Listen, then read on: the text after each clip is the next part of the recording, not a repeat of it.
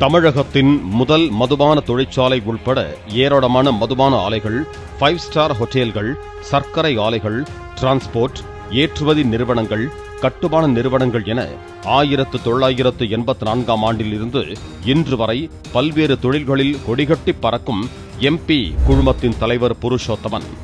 இவரது மகன் ஷாஜி புருஷோத்தமனோ தனக்கு தண்டனை கிடைத்தாலும் அதை பற்றியெல்லாம் கவலை கொள்ளாமல் நீதிமன்றத்தில் இருந்து சிரித்தபடியே வெளியே வந்த காட்சிகள்தான் இவை.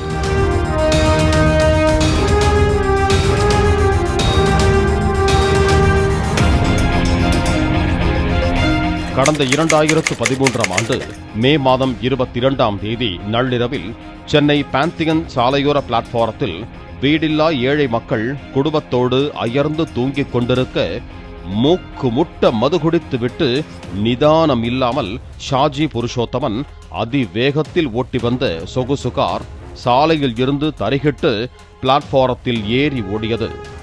இதில் 12 வயதான முனிராஜ் என்ற சிறுவன் சம்பவ இடத்திலேயே பரிதாபமாக பலியானான். இதேபோல அருகில் படுத்திருந்த வாசு, சுபரஞ்சிதா, ராஜா மொஹைதீன், மணி ஆகிய 4 பேரும் காயமடைந்தனர். போலீசாரால் அப்போது உடனடியாக கைது செய்யப்படாமல் நீண்ட தேடுதல் வேட்டைக்கு பின்னர் ஷாஜி புருஷோத்தமன் கைது செய்யப்பட்டார்.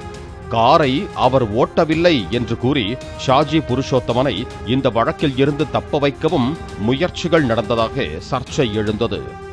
சிறுவன் கார் ஏற்றி கொல்லப்பட்ட வழக்கு விசாரணை கடந்த 13 வருடங்களாக சென்னை கூடுதல் அமர்வு நீதிமன்றத்தில் நடந்து வந்தது. இந்த வழக்கில் ஷாஜி புருஷோத்தமன் மது போதையில் காரை ஓட்டி வந்து விபத்தை ஏற்படுத்தியது உறுதியான நிலையில் கடந்த மாதம் அவரை குற்றவாளி என்று நீதிமன்றம் அறிவித்தது. அன்று ஷாஜி புருஷோத்தமன் நீதிமன்றத்தில் ஆஜராகாத நிலையில் அவருக்கு எதிராக நீதிபதி பிடி வாரண்ட் பிறப்பித்தார். போலீசார் ஷாஜி புருஷோத்தமனை தேடி வந்த நிலையில் அவர் தனது வழக்கறிஞர் துணையுடன் வியாழக்கிழமை நீதிமன்றத்தில் சரணடைந்தார். இதனைத் தொடர்ந்து சிறுவனை கார் ஏற்றி கொன்ற வழக்கில் ஷாஜி புருஷோத்தமனுக்கு 5 ஆண்டு சிறை தண்டனையுடன் 10,500 ரூபாய் அபராதம் விதித்து நீதிமன்றம் தீர்ப்பளித்தது. தீர்ப்பு வாசிக்கப்பட்ட பின்னர் எஸ்கார்டு போலீசாருடன் சிரித்துக் கொண்டே வெளியே வந்தார் ஷாஜி புருஷோத்தமன்.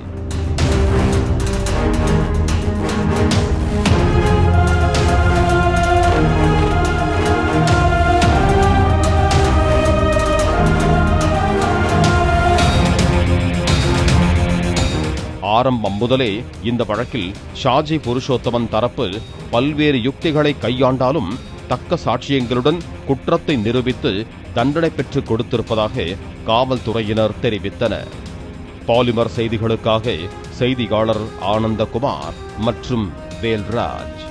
பிளே ஸ்டோர் மற்றும் ஆப் ஸ்டோரில் இருந்து பாலிமர் செயலியை QR கோடு மூலம் பதிவிறக்கம் செய்யுங்கள். செய்திகளை உடனுக்குடன் பெறுங்கள்.